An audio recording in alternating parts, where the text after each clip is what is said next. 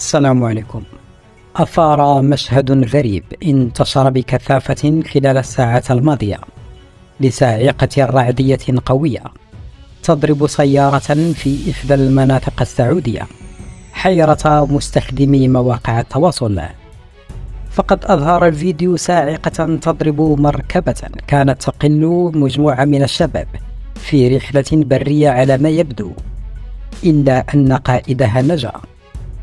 وقال المتحدث في المقطع الرائج إن الصاعقة نزلت على عمود الإشارة الإيريل الخاص بجهاز التواصل للرحلات البرية، والذي تم تركيبه في أعلى السيارة، كما ضربت المرآة فسحبت الكهرباء من السيارة، في حين بدت مجموعة من الشباب مجتمعين على جلسة فطور بالقرب من جريان أحد السهول، فيما تبينت ردود الأفعال والآراء حول واقعية المشهد، لا سيما أنه لا يصدق، ورجح الكثيرون أن يكون مركبا.